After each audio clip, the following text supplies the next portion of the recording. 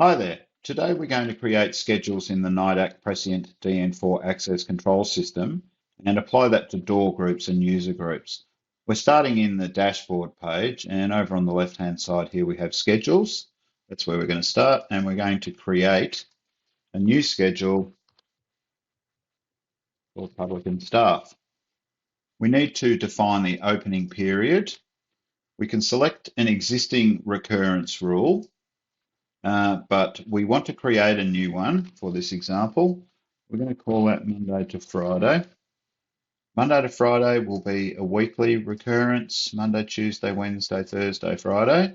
We can see up here on the summary, it shows us the next two occurrences, which happen to be a Friday and a Monday. So we can check that on the calendar to make sure everything looks okay.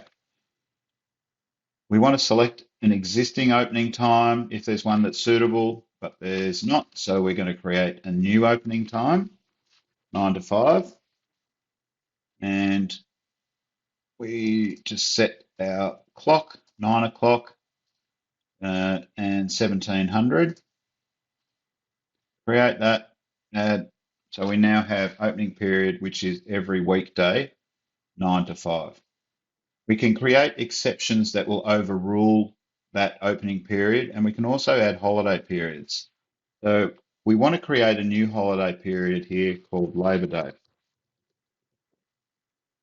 which is an annual holiday. Now, with holidays, they can occur either on a fixed day of the month, Anzac Day being an example, which is on the 25th day of April every year, or something that's really neat with the DN4 here, we can create holidays that occur in a pattern. So Labor Day, for example, in Victoria is on the second Monday of March every year. So again, with our summary, we can see the next two occurrences, so we can check that against the government gazetted public holidays to make sure they're okay and create that. We can add it. So we now have a schedule of every weekday 9 to 5, uh, and then on every second Monday of March, that schedule will be overridden by the public holiday. So we're going to submit that. Now, one thing that's neat that's up here, if we go to manage recurrences, there's a toggle so we can show any expired recurrences. So we could reactivate that if we wanted to. So we can see here we've got in the recurrences, we've got our Monday to Friday and we've got our Labor Day holiday. Now, what we want to do is add that to a door group. So basically, we've got a door here called public entry. At the moment, that door is locked and it's on a no auto unlock schedule. So that door is at the moment is just always locked. So we can edit that to allow that door to unlock via the schedule. We can also create a new auto unlock schedule from within this tab here as well. So we're going to submit that.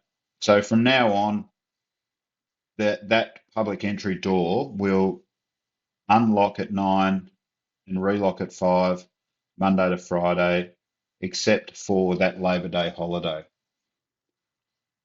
In user groups, we have a user group called staff. At the moment, their fobs or cards have always access 24/7, 365 days a year. So we want to restrict their access to that 9 to 5, Monday to Friday, and also on that public holiday. So we can edit that, select the schedule, submit, and deploy changes will send all that information off to the controllers on the network. All checks are passed, so we can confirm, and that's going to take about 12, 13 seconds or so while it's doing some background checking on the time base and databases. That's finished. So those changes that we've made, that schedule will now be effective.